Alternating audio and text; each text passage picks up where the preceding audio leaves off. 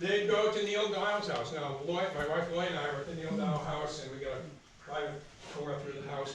Downstairs, behind the coal bin, is where they would could hide slaves. If they had to escape, someone's coming into the house to get them, they'd come up through the manhole outside. Oh my gosh.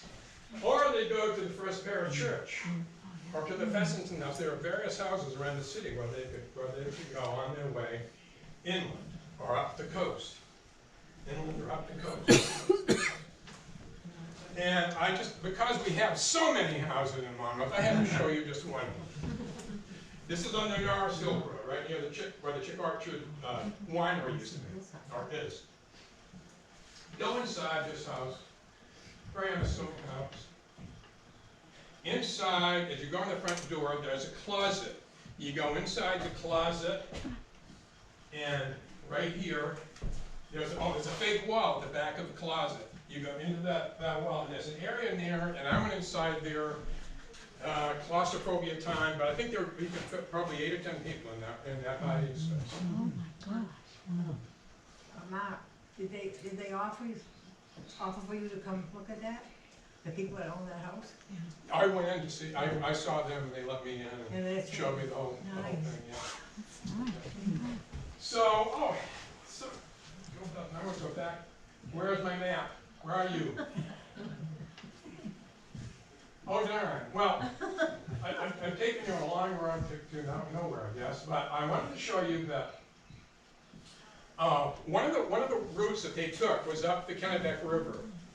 Up the Kennebec River, there are several houses in Gardner and Augusta.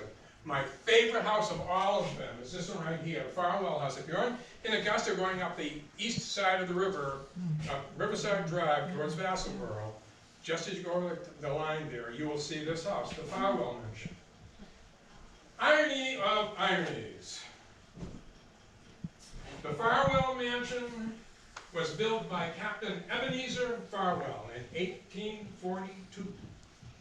But he and his family never lived there. Never lived there. He was a slave trader. Guess what happened? He was on a slave trading trip, and his boat sank, and he died, and his wife had to sell the house and never lived in it.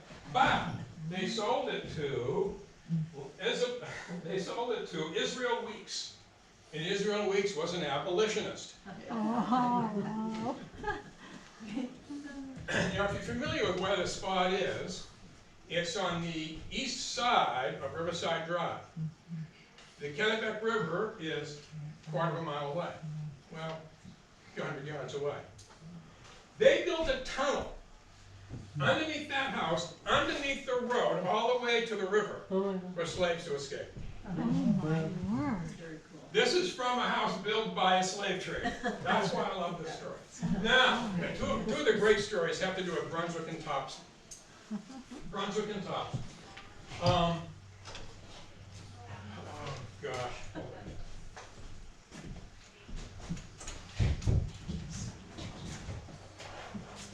I'm looking for my other pointer so I don't wreck my thing here. Well, let's just... I have another one, Mark. You do? Okay. Brunswick.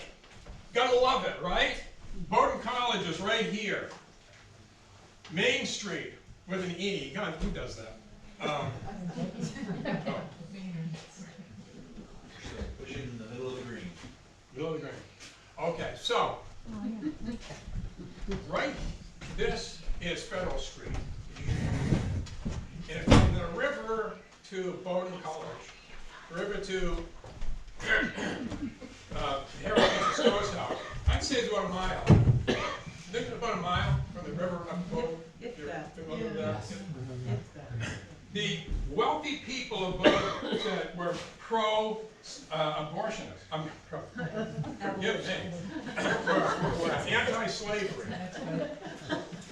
And they wanted to help the slaves escape. And they sold the town on the idea that we needed a drainage facility. A drainage system that would run that entire distance. Well, you can't complain if the people who own it, own the houses, are going to pay for it. So they were able to pay for it. Who built it? the Italian bricklayers who did St. Peter and Paul Basilica, built, and they were building mills too, up in Lewiston, Ogden. Those guys came down at night and they would build this tunnel. And it wasn't just a tunnel like you see in The Great Escape. It wasn't, you know, you going down on your hands and knees. You could walk hand in hand with your bride and your kids behind you and walk right down that tunnel. It's a mile long. We can't build a wall nowadays. But, okay, so I got too many things holding my hand here. Where's the other one? Okay. Phew. Complicated. And Harriet Beecher Stowe, her house was one of the safe houses. There you go, huh? Are you with me? Yep. The tunnel passed through the cellar of their barn, continued on to Bowdoin College, and at Bowdoin College it divided into several college buildings, 2 houses west of Main Street from the college. Those Bowdoin College buildings, if you know Bowdoin, I don't, but Packard Smith House, Albert Brown, the John Brown, Russ Warren, African American Center, and the Lion House are a part of the Underground Railroad, as well as Harriet Beecher Stowe and other houses down that street. Across the street, across the river, you get your sleighs, okay? You get your sleighs. Jeez, Dave, you get me really complicated.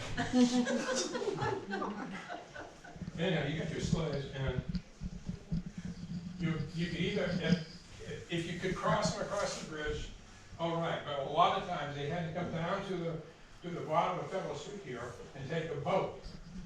They go across the river to the Granny Hole Mill. If you're familiar with where the Thompson Fire Department is, it's down just below there. It used to be the Granny Hole Mill. And I've got lots of people who wrote me about this place, so I can go on forever about that. But anyway, they go across there, and they had a tunnel leaving the Granny Hole Mill, and it came so right here, and they had a tunnel again that came up to Green Street here, came down Elm Street about a quarter of a mile, and there are several houses connected to it along the way, and including Charles Thompson House, the Walker Homestead, and I had one guy write, and he said his father talked about, does this tunnel still exist? He and his friends used to play in the fairgrounds in this farm. They go into the barn, and there's a tunnel in the barn that led out that way, and it collapsed further in. They couldn't use it. But there was another lady that spoke to me in Brunswick, and her father was a maintenance man at Bowdoin College. And when she was a little girl, he took her into one of those houses, and they walked down the tunnel ways. It's now closed off. They could make a fortune if they could rebuild those tunnels. But all these houses were connected. Now, if you went further up the coast, you might end up at Castle Tucker in Wiscasset. If you're going into Wiscasset from here, you're at the top of the hill. You know, the very top of the hill before you go down the deep slope into downtown. At the top of the hill, you turn immediately right, there's a street. And on this street is Castle Tucker. And on this street is